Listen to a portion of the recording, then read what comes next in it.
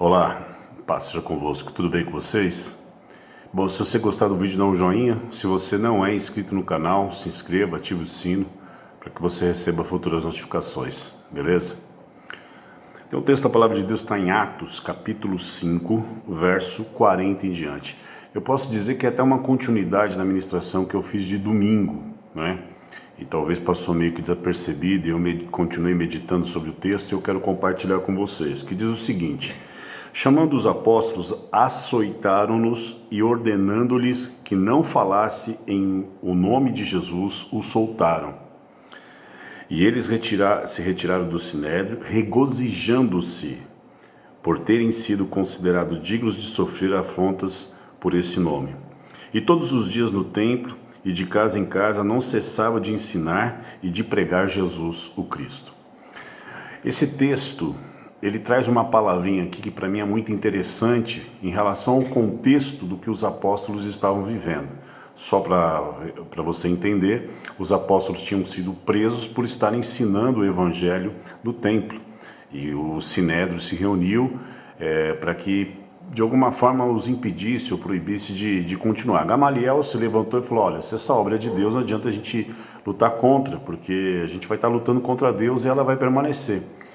O interessante é que quando eles foram despedir os apóstolos, eles não simplesmente os despediram, eles açoitaram-nos. Quer dizer, eles aproveitaram daquela situação, porque para você entender, o Sinédrio era como a Suprema Corte daquela época, é como se fosse o STF nosso. Então eles mandaram que açoitasse os apóstolos e assim depois os dispersaram e dizendo que eles estavam ordenando-lhes que não falassem em nome de Jesus e o soltaram. Veja, é uma completa injustiça o que aconteceu. Mas a questão aqui não é se é justo ou injusto, a questão é o posicionamento dos apóstolos em relação a tudo aquilo que eles estavam vivendo naquele momento. E o que eu acho mais interessante é no verso 41 que diz assim: e eles se retiraram do sinédrio regozijando-se.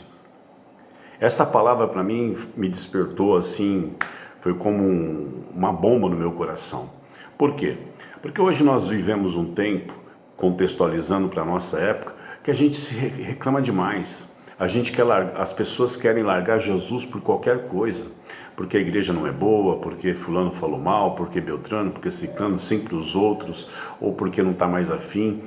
E eles aqui, eles regozijaram-se por simplesmente padecer e sofrer pelo nome de Jesus. E hoje a igreja, ela não quer sofrer. Hoje a igreja, ela não quer padecer. Hoje a igreja não quer pagar preço. Hoje a igreja não quer ter esta honra de ser afrontada e confrontada em nome de Jesus, porque muito pelo contrário, a igreja hoje, ela quer ser aceita. E como eu pregava domingo, a igreja é uma contracultura, a cultura presente. O evangelho vai sempre confrontar com o princípio do homem, com o princípio humano, porque o princípio de Deus, os pensamentos de Deus não são os pensamentos dos homens. Então, trazendo para a nossa realidade, nós temos que aprender muito com os apóstolos, nós temos que beber da fonte deles, de saber que é uma honra nós padecermos, e próprio Cristo tinha ensinado isso, que nós seríamos injuriados, que nós seríamos atacados pelo seu nome, mas que nós deveríamos nos regozijarmos por isso.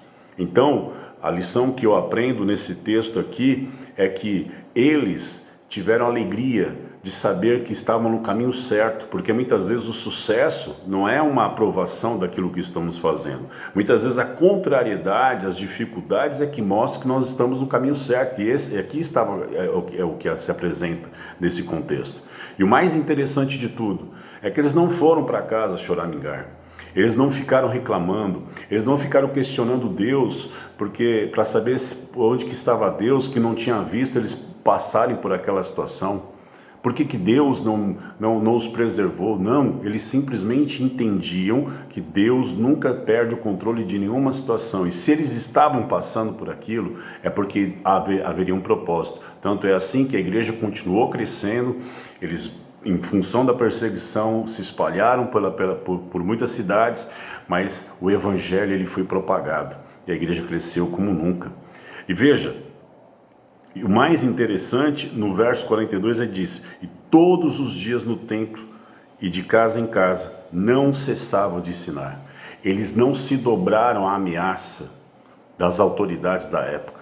Eles não se dobraram ao poder político. Eles simplesmente continuaram pregando o evangelho. Então fica a lição para nós. Nós não temos que ser aceito por ninguém, porque eu aprendi que profeta de Deus não anda na festa de rei. Então nós não temos que ter aprovação de A, B ou C, nós temos que simplesmente pregar o evangelho. E se eventualmente nós tivermos uma confrontação ou uma lei, uma imposição que queira nos calar, o nosso posicionamento é continuar pregando e ministrando o evangelho, que é a palavra de Deus. Que a gente possa aprender com os apóstolos, que a gente possa ter essa disposição de não se dobrar e não recuar naquilo que nós fomos chamados para fazer, que é pregar a palavra e pregar o evangelho de Cristo. Pense nisso. Deus abençoe você.